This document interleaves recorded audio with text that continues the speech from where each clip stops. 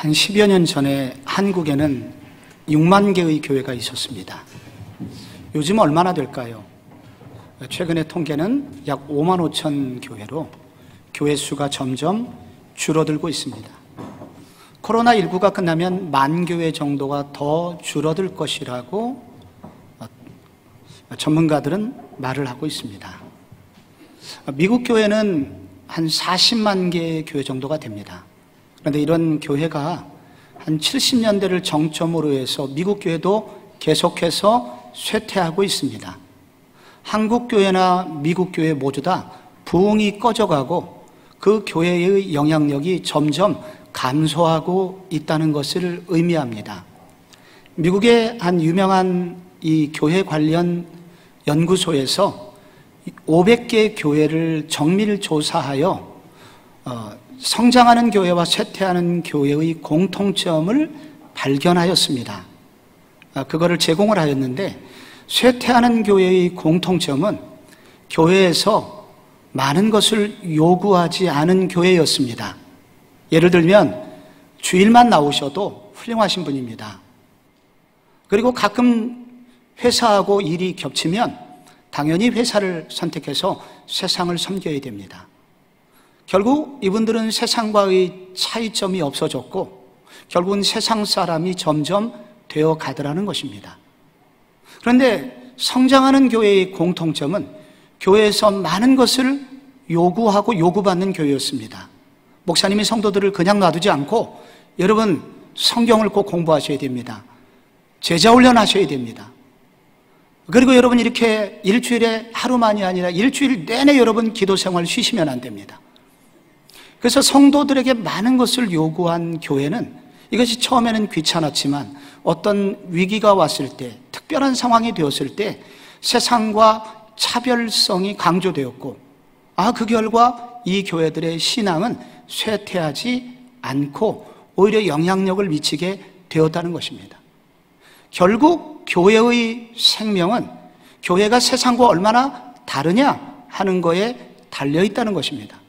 교회를 이루고 있는 성도는 언제 영적으로 살아나는가? 그것은 내가 세상 사람과 얼마나 다른가? 무엇이 다른가? 무엇이 다를 때 영적인 생명도 유지될 수 있다는 것입니다. 여러분은 세상 사람과 비교하여 무엇이 다르십니까?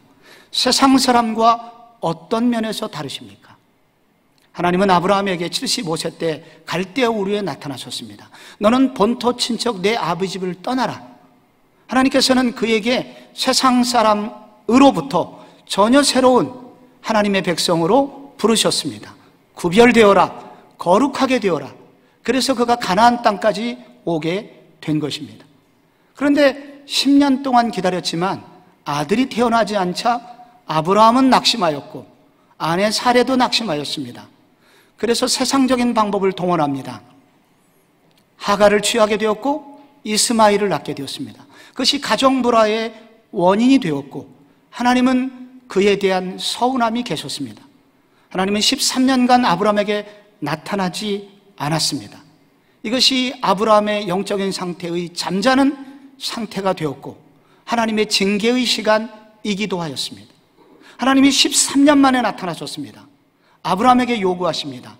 너 나하고 언약을 맺자. 바로 그 장면이 오늘 우리가 읽은 창세기 17장의 서론을 이루고 있는 것입니다.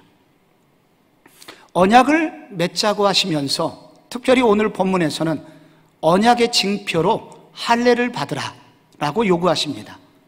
할례라고 하는 것은 남성의 생식기의 겉표면을 잘라내는 것입니다. 이거를 현대의학에서는 포경수술이라고 합니다.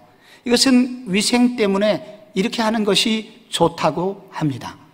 그런데 당시 아브라함 당시에 가나안 땅 주변 이웃들에게서는 이와 같은 할례의식을 행하는 것이 없었습니다. 그래서 창세기 34장을 읽어보면 거기에 그 야곱의 딸이 하몰에 추장하고 결혼하려고 할 때 먼저 할례를 요구한 것을 보면 잘 알 수가 있습니다. 그래서 이것은 당시에 전혀 다른 민족에게 고대 사회에서 없었던 것은 아니지만 이것은 희귀한 일이었습니다. 심지어 히틀러가 유대인들을 600만 명을 학살할 때 그 유대인 구별법으로 남자의 바지를 벗겼습니다. 거기서 포경 수술을 한 사람을 전부 다 수용소로 끌고 갔습니다. 그들은 틀림없이 유대인이었기 때문입니다. 오늘날처럼 현대의학이 발달되기 전까지 이와 같은 할례는 매우 특별한 의식이었습니다. 그러니 아브라함 시절에 할례를 받는 것은 그 지역에서 매우 독특하였고 특별하였고 다른 백성과 구별된 모습이었던 것입니다.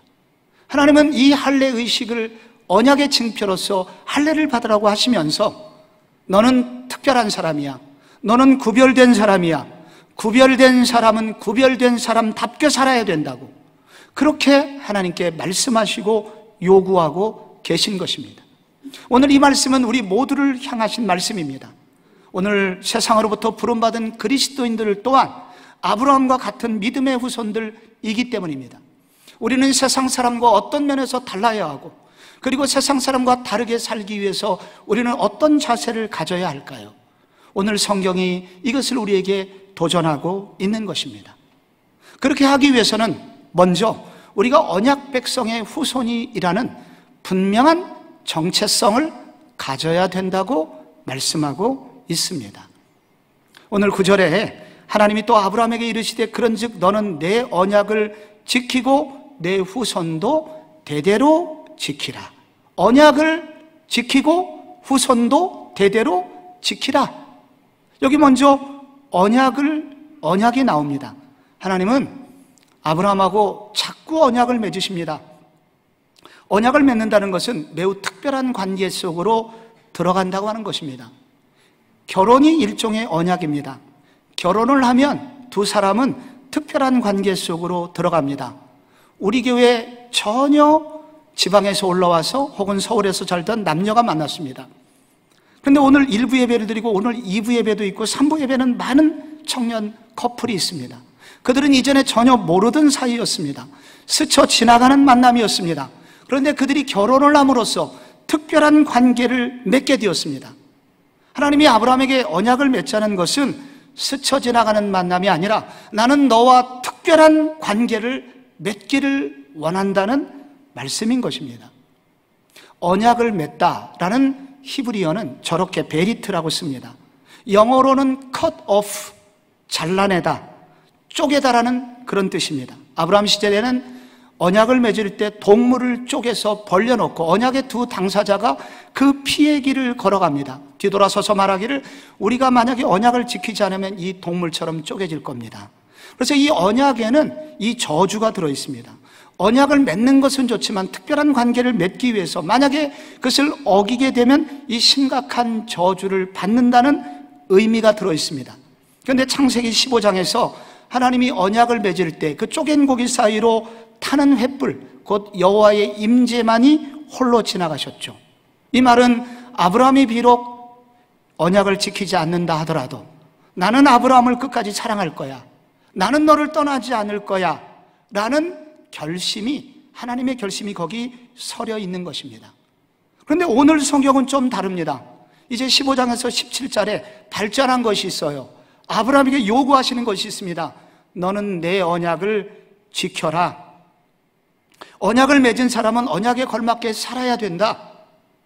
이제 15장에 무조건 사랑만 해주시던 그런 하나님께서 이제 13년 후에 조금 더 요구를 하시는 것입니다.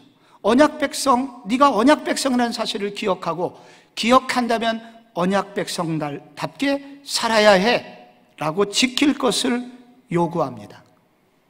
여러분 여기 언약 백성의 자부심이 있습니다. 여러분의 따님이 너무 멋지고 좋은 조건을 다 갖추고 특별히 믿음까지 좋은 형제가 사랑한다고 고백하고 결혼하자고 해요. 그런 사위를 보게 생겼습니다. 여러분 그 딸의 마음은 어떻고 그 딸의 부모의 마음은 어떻겠습니까? 여러분이 요즘 중소기업을 운영하는데 요즘 많이 어려워요. 그런데 어쩌다 보니까 튼튼한 대기업 사장님, 회장님을 만나게 되었고 그 회장님이 일방적으로 이 사람을 믿어주면서 우리와 특별히 계약을 맺읍시다. 당신의 물건을 우리가 무조건 사주겠소. 그랬을 때 여러분 중소기업 사장님의 마음이 어떻겠습니까? 배부르겠죠. 당당하겠죠. 용기가 생기겠죠. 하나님이 아브라함에게 언약을 맺자. 그리고 언약을 지켜라. 여러분 이 말씀 속에는 그들에게, 이 후손들에게는 배부름이 있는 겁니다. 영적인 배부름이 있는 것입니다. 아, 나는 하나님의 백성이구나. 하나님과 나는 특별한 관계 속에 있는 사람이구나. 나는 주님과 흘러가는 관계가 아니라 하나님과 특별히 함께 거하는 이런 언약을 맺은 백성이라는 이 자존심과 자부심이 그들에게 흘러 넘쳤던 것입니다. 특별히 하나님께서는 할례를 요구하셨습니다. 그러면서 11절에 너희는 포피를 베어라. 이것이 나와 너희 사이의 언약의 표징이니라. 여러분, 언약의 표징은 영어로 사인입니다. 징표를 말하죠. 결혼하면서 우리는 사랑의 표시로 반지를 교환합니다. 반지를 보면은 아, 결혼했구나. 여러분, 저 결혼했습니다. 지금도 27년째 이 반지를 끼고 있습니다. 그래서 다른 사람들이 접근하려고 하다가도 아, 저분 결혼했구나. 나도 지금 딴 여자가 보이다가도 가끔 반지를 보면 아, 내가 결혼했지 하면서 정신이 번쩍 듭니다. 여러분, 이것은 징표라고 하는 것은 내가 누구인가를 알려주는, 이 정체성을 알려주는 매우 중요한 표식이 되는 것입니다. 그런데 하나님께서 남성의 생식기에다가 언약의 징표를 새겨 놓으셨습니다. 왜 하필 이곳에 새겼을까요? 첫째, 절대 지울 수 없는 곳이기 때문입니다. 어디를 가든지 기억나는 곳이기 때문입니다. 날마다 적어도 남자는 적어도 5번, 6번 이상 기억하는 곳이기 때문입니다. 특별히 비뇨기에 문제가 생기신 분들은 하루에 50번 이상씩 생각나는 곳이기 때문입니다. 아브라함의 후손들은 날마다 이 징표를 보면서 생각하는 겁니다. 내가 누구인가 생각하는 겁니다. 아, 나는 하나님과 언약을 맺은 백성이지. 나는 하나님과 특별히 스쳐 지나가는 사이가 아니라 하나님이 나와 함께 하시지. 이 정체성이 자부심이 되었고, 자부심은 자존심이 되었고, 그 자존심은 세상 사람과 다르게 사는 삶의 원동력이 된 것입니다. 여러분, 다윗이 골리앗 앞에 섰을 때 얼마나 용감했습니까? 그 사기충천의 원인을 사무엘상 17장 26절이 다윗이 골리앗을 향해서 나갈 때의 고백에서 발견할 수 있습니다. 이 할례 받지 않은 블레셋 놈이 누구이기에 살아계시는 하나님의 군대를 모욕하겠느냐? 주의 종이 사자와 곰도 옛날에 쳤는데 살아계신 하나님의 군대를 모욕하는 이 할례 받지 못한 블레셋 사람이니까 그가 짐승처럼 될 겁니다. 사울에게 말합니다. 이것이 그들의 자존심이었습니다. 그것이 정체성이 가져다주는 자신감이었습니다. 그런데 신약 백성들은 더 이상 할례를 받지를 않습니다. 그러면 신약 백성들에게는 구약의 할례와 마찬가지 어떤 외적인 표식이 있을까요? 그것을 골로새서 2장 11절이 다룹니다. 또 그 안에서 너희가 손으로 하지 아니한 할례를 받았으니 곧 육의 몸을 벗는 것이요 그리스도의 할례니라. 여기 그리스도의 할례가 나옵니다. 이게 뭘까요? 12절에 그 정체가 드러납니다. 너희가 세례로 그리스도와 함께 장사되고 또 죽은 자들 가운데서 그를 일으키신 하나님의 역사를 믿음으로 말미암아 그 안에서 함께 일으키심을 받았느니라. 여러분, 구약에는 할례, 신약에는 그리스도의 할례, 즉 세례를 강조하고 있습니다. 여러분, 우리가 세례를 받았죠. 세례를 받는다는 것은 무슨 뜻입니까? 영적인 결혼식입니다. 이 세례를 받으려면 먼저 예수님을 사랑해야 됩니다. 예수님을 사랑해야지, 그 다음에 사랑하고 예수님을 믿어야 우리는 영적인 결혼을 할 수가 있습니다. 세례는 또한 죽음을 상징합니다. 나를 포기하고 상대방을 받아들이겠다는 결심입니다. 내 마음대로 살지 않겠습니다. 나를 위해서 죽으신 예수님 위해서 나도 죽고, 그리고 예수님 부활하실 때 나도 살겠습니다. 그것을 믿고 따르겠다는 것입니다. 그래서 세례는 새로운 삶을 시작하겠다는 선포입니다. 또한 초대교회 때는 이 세례를 강에서 받았습니다. 그래서 물속에 들어갔다가 나옵니다. 그렇기 때문에 동네 사람들이 다 그 사람이 세례받는 줄 알게 되죠. 그래서 세례란 나는 이제부터 하나님의 사람입니다.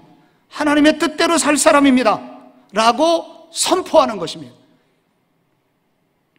그렇기 때문에 세례교인들에게는 자존심이 있고 자부심이 있고 용기가 생기게 됩니다. 우리도 세례를 베풀 때 이것을 확인한 후에 세례교인의 의무가 있음을 알려줍니다. 우리 교단에서는 세례를 받을 때 최소한 5가지 세례교인은 이렇게 해야 됩니다 라고 5가지를 제시합니다. 그것을 줄이면 3가지로 말할 수 있습니다. 세례교인은 아무리 다른 것 못해도 주일은 성수해야 됩니다. 둘째, 다른 것 못해도 11조는 해야 됩니다. 생활을 해야 됩니다. 셋째, 술과 담배 등 세상을 즐기는 생활을 중단하고 세례교인으로서의 향기로운 삶을 살겠습니다. 이 3가지를 꼭 서약을 받은 후에 세례를 줍니다. 여러분이 진실로 세례를 받으셨다면 여러분에게는 이것이 약속이면서 동시에 징표가 되는 것입니다. 세례교인의 특징이 있습니다. 예수 믿는 사람이죠. 이 사람의 특징은 주일에 무엇을 하느냐 보면 압니다. 주일에 다른 사람은 놀러갈 수 있지만 세례받은 사람은 주일날 가는 곳이 있습니다. 그것은 첫째는 예배당이요. 만약에 교회를 못 간다면 요즘 같은 어려운 시대에 반드시 이 시간을 지켜서 여러분이 모니터 앞에 앉아 있을 겁니다. 예배자로 서는 것입니다. 여러분이 적어도 세례를 받았다면 나는 적어도 이 물질 문제는 주님 거야, 주님께서 책임지실 거야 하면서 내 삶의 상당 부분을 주님께 드릴 수 있는 그런 믿음을 가진 사람입니다. 또 세상 사람들이 옛날에는 나도 술을 즐기고 담배를 즐기고 세상 사람과 똑같이 살았지만 이제는 예수님을 섬기고 헌신하고 그분을 섬기는 것이 너무 즐거워 하면서 새로운 삶의 습관을 가진 사람입니다. 내가 세례교인이라면 내가 세례교인이 어떤 사람인 줄 알고 그리고 세례교인의 의무를 다하면서 세례교인으로서의 정체성을 확인하는 것입니다. 그리고 이렇게 살면서 이렇게 살아갈 때 성령님이 주시는 자부심이 있습니다. 그리고 우리에게는 그때 자존감이 생깁니다. 그래서 결국은 세상 사람과 다르게 살 수 있게 되는 것입니다. 김제에 가면은 금산교회가 있습니다. 여기 그 유명한 지주 조덕삼이 자기의 사랑채를 예배당으로 헌신했죠. 바로 그 교회입니다. 마부 이자익이 교회를 다녔고 둘이 안수집사 때 3분이서 장로 심우투표 선거를 했는데 마부는 장로가 되고 지주는 떨어졌습니다. 그런데 이후에 나중에 이 조덕삼도 장로가 되었고 그리고 그 마부 출신 이자익 장로를 평양신학교로 보내서 후원을 하였고 그리고 목회자로 안수를 받은 이후에 바로 금산교회 담임 목사로 모시고 평생을 그렇게 그 교회를 섬기게 되었습니다. 이 아름다운 교회를 우리 교회 중직자들 훈련 코스로 지난 수년 정도에 저는 이 교회를 그러다 보니까 우리 교회 중직자들과 함께 3번 이 교회를 방문하였습니다. 여러분 가보신 분들 그 기억자 교회 기억을 하실 겁니다. 이 교회 강대상 뒷면에 당시의 당회로 여기 이자익 그 목사님이 담임 목사로 있을 때의 그때의 1920년대의 당회록이 거기 붙어 있습니다. 그걸 사진으로 제가 찍어 왔습니다. 그 당시 당회록에 무슨 기록이 있냐면 가정 불화를 일으킨 김땡땡 씨와 후손들이 살아있기 때문에 이름을 표기하지 않은 것입니다. 그리고 김땡땡의 어머니는 권면하기로 하였다는 겁니다. 가정 불화를 일으켰다고 당회에서 불러다가 그들을 권면했습니다. 그러지 말라고. 또 이 땡땡은 부모에게 불효하였으므로 성찬에 참여하지 못하게 하였다. 이거를 수찬정지라고 합니다. 불효했기 때문에 여러분 이 성찬은 세례교인만 참여하게 되는데 세례교인의 자세인 효도를 다하지 않을 때 성찬을 못하게 하였습니다. 그리고 이 땡땡은 도박한 일로 출교를 시켰고 박땡땡은 점치러 갔다가 출교당했고 김땡땡은 도박한 일로 학생이지만 학생 명부에서 빼버렸습니다. 그리고 조땡땡은 믿음 행위가 좋지 않아 심사하여 하기로 하고 호출을 하였습니다. 그리고 이 땡땡은 술과 담배를 했다고 출교를 시키면서 끊을 때까지 예배에 참석하지 못하도록 결의하였습니다. 여러분 요즘 우리 교회 당회에서 여러분 이렇게 하시면 여러분 교회 계속 다니시겠습니까? 안 다니시겠습니까? 너무 안타깝게 조금만 혼내려고 그러면 교회를 옮긴단 말이죠. 초대 한국교회는 세례교회로서의 자부심이 있었습니다. 세례교회님은 술, 담배를 해서는 안 되지. 도박을 해서는 안 되지. 세례교회는 당연히 부모를 공경해야지. 그래서 여러분, 그 김제에 있는 많은 사람들이 금산교회 다니는 사람은 세상 사람과 다른 사람들이구나. 그것이 세상 사람들과의 구별이 되었고, 그래서 자식 제대로 키우려면 금산교회 보내야 돼. 그래서 교회는 성장하게 되었고, 그것이 그 교인들에게 자부심이 되었고, 그래서 그것이 정체성이 되어 그들도 살고 주변 이웃도 살리는 교회가 되었다고 합니다. 성도 여러분, 우리는 어떻게 세상 사람과 다르게 살 수 있을까요?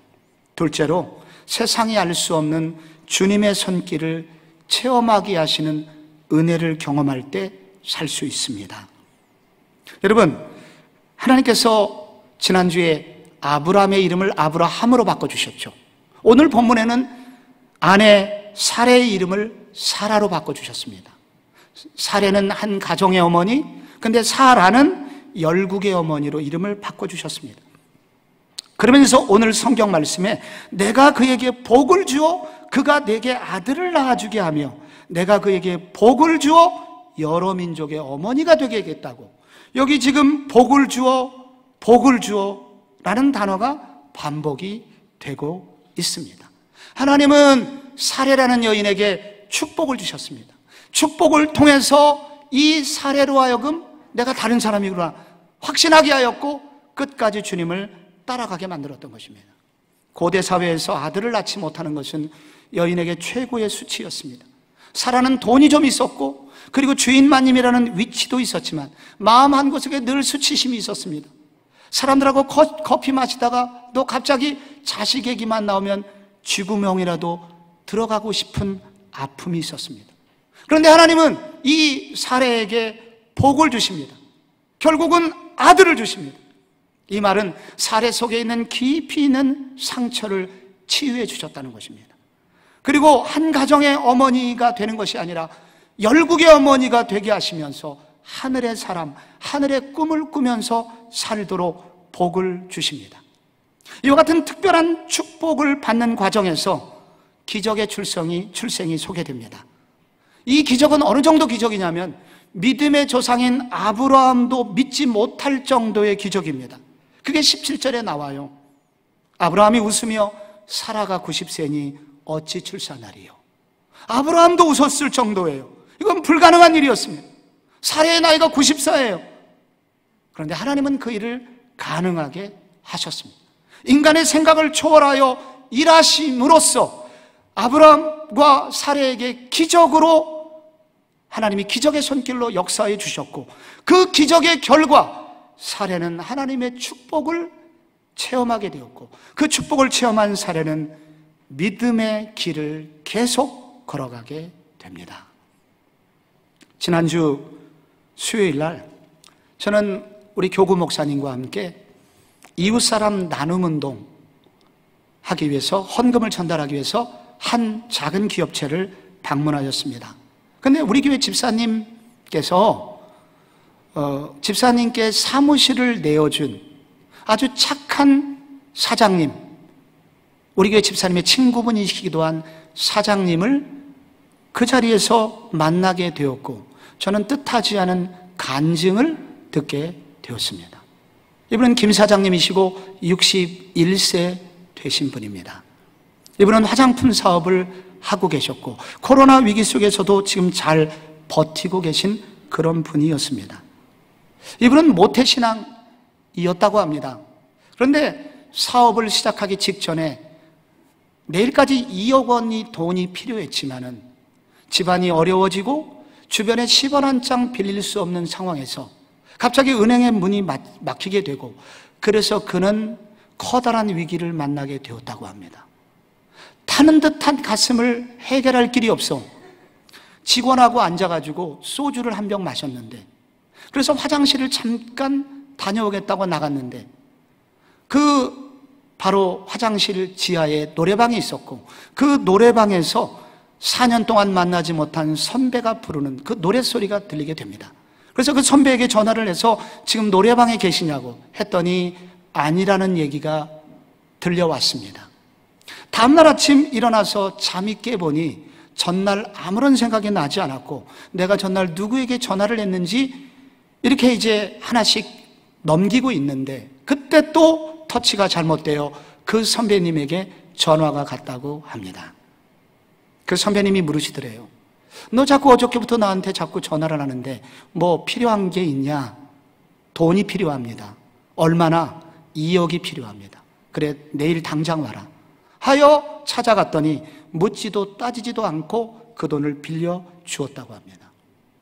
그러면서 빌려주면서 지금부터가 중요합니다. 근데 내가 나한테 2억이 있는 것이 어떻게 알았느냐? 바로 며칠 전에 수년간 이 돈을 띄어서 조바심을 치고 있는데 극적인 방법으로 2억 원이 입금된 얼마 후에 내가 네 전화를 받았다. 너는 내가 그 돈이 있는 줄, 정확히 그 돈이 있는 줄 어떻게 알았느냐? 나는 그 돈이 내 돈이라고 생각하지 않는다. 빌려가라. 빌려준 것입니다. 돌아와서 며칠 후에 노래방에 갔습니다. 얼마 전 오후 5시에 문을 여신 적이 있습니까? 우리는 지금부터 개업한 이후로 오후 5시에 문을 엽니다. 9시에 문을 엽니다. 5시에 문을 연 적은 전혀 없습니다. 그러면 도대체 그때 누가 그 노래를 불렀단 말인가? 그런 간증을 쭉 듣는데 거기에 듣고 있는 서너 명이 모두 다 함께 울게 되었습니다. 저도 울게 되었습니다. 저는 왜 울었을까요?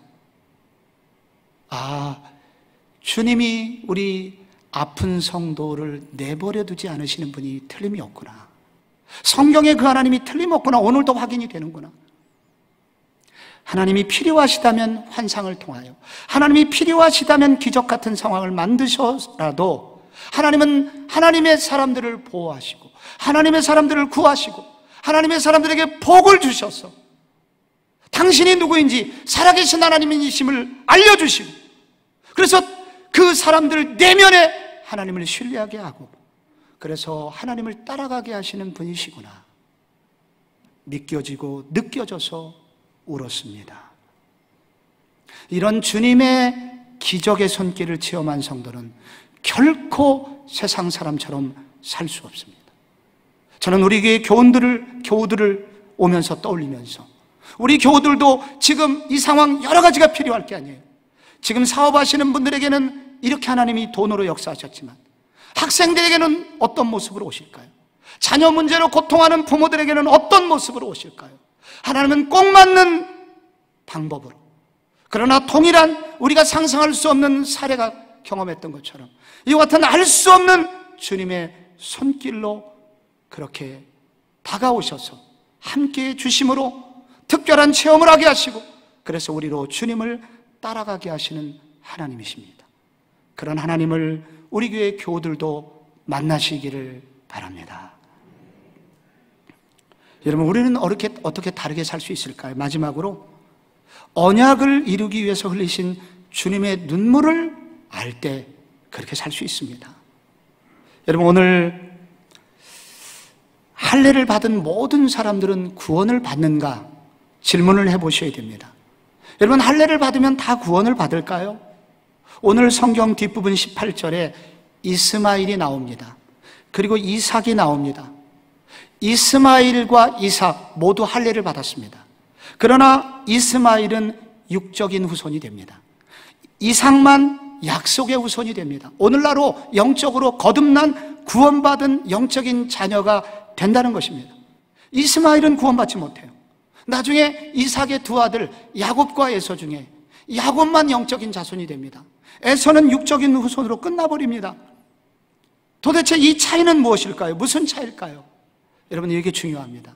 신명기 30장 6절 우리 한번 다 같이 한번 읽어보겠습니다. 시작. 내 하나님 여호와께서 내 마음과 내 자손의 마음에 할례를 베푸사 너로 마음을 다하며 뜻을 다하여 내 하나님 여호와를 사랑하게 하사 너로 생명을 얻게 하려 하실 것이며 여기 마음의 할례가 나옵니다. 여기 그리고 마음을 다하고 뜻을 다하여 여호와를 사랑하라는 말씀이 나옵니다. 그때 그때 너로 생명을 얻게 하실 것이라고 합니다. 할례는 형식입니다. 더 중요한 건 정신이라는 거예요. 하나님과의 인격적인 관계를 맺어야 된다는 거예요. 마음의 할례란 마음속에 죄악된 삶, 쓸모없는 그 죄악된 삶을 잘라내고 오직 하나님을 신뢰하고 하나님 앞에 돌아오는 것입니다. 그때 생명이 시작됩니다. 형식이 아무리 좋아도 마음이 없으면 소용이 없다는 겁니다. 여러분, 유아 세례를 받으면 구원을 받을까요? 죄송하지만 그렇지 않습니다. 그렇지 않을 수 있어요. 아브라함은 하나님과의 인격적인 관계를 맺은 후에 할례를 받았기 때문에 형식과 정신이 동일하여 구원받은 사람이 됐지만, 그러나 뒤에 태어날 이삭은 그런 예식만 참여했습니다. 아직 정신을 몰라요. 여기 아브라함의 아버지의 책임이 있습니다.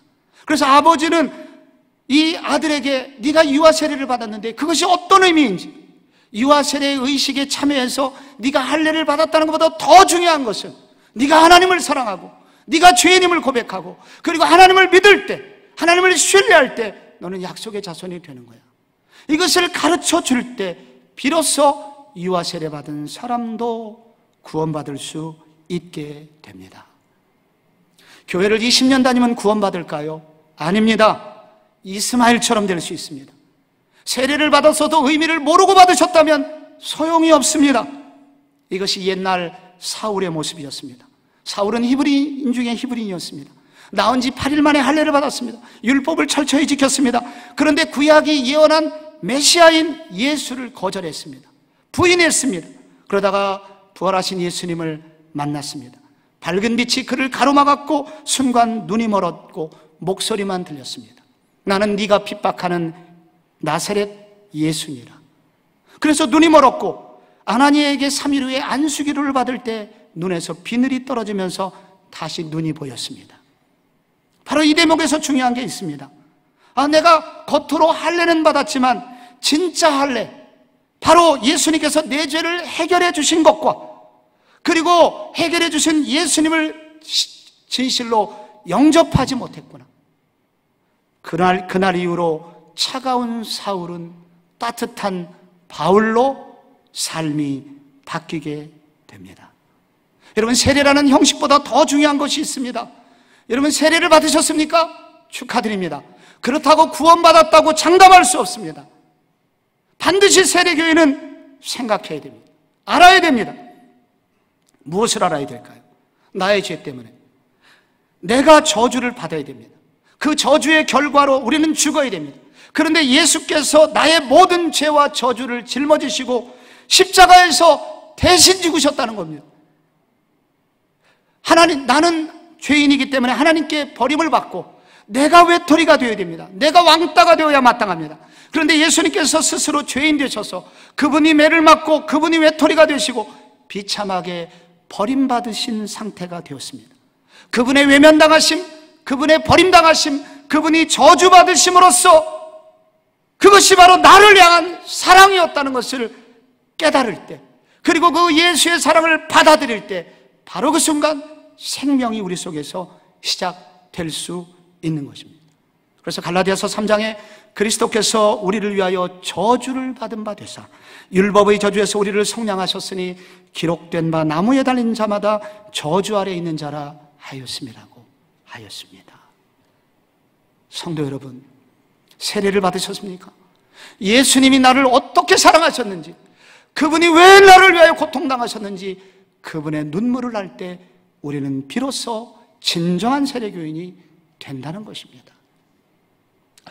연탄길의 저자 이철환 집사님이 실화를 바탕으로 재구성한 먼 불빛이라는 수필을 썼습니다. 고등학생 현태가 아이를 때렸고 학교 징계위원회에서 결국은 퇴학을 맞았습니다. 부모님의 사정에도 불구하고 교장 선생님, 교감 선생님은 결국은 퇴학 처분을 내렸습니다. 그날 이후로 가정은 지옥이 되었습니다. 엄마는 웃음을 잃어버리고 아버지는 날마다 술을 마셨습니다.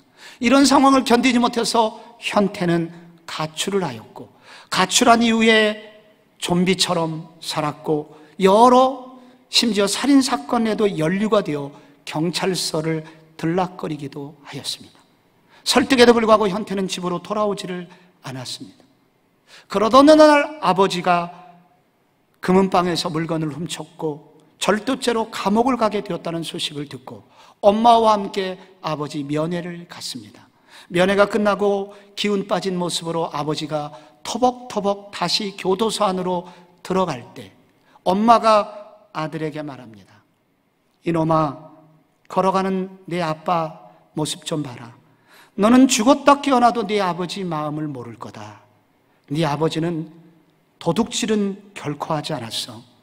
너 때문에 일부러 꾸민 일이야. 교도소가 사람 사는 곳, 사람 있을 곳이 아니라는 것을 너한테 보여주기 위해 생때 같은 아들로 평생 젊은 시절을 다 보낼까봐 아버지는 일부러 작은 일을 그렇게 하셨고 이 감옥에도 오신 거야. 그 순간 현태는 정신이 아득해짐과 동시에 그 순간 거기서 정신을 차리게 됩니다.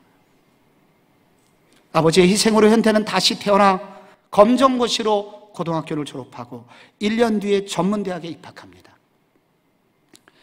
그래서 이 글은 이렇게 마치게 됩니다. 아버지는 아들을 위해서 스스로 어둠이 되었다. 빛을 거부했던 아들의 어둠 속으로 들어와 끝내는 그르치고야 말 그의 인생 앞에 불빛 하나를 밝혀주었다. 어두운 밤바다와 같은 인생에서 표류할 때마다 두고두고 바라볼 불빛 아버지. 여러분, 성도의 인생에서 길을 잃고 표류할 때마다 우리가 다시 바라봐야 될 불빛이 어디일까요? 십자가입니다.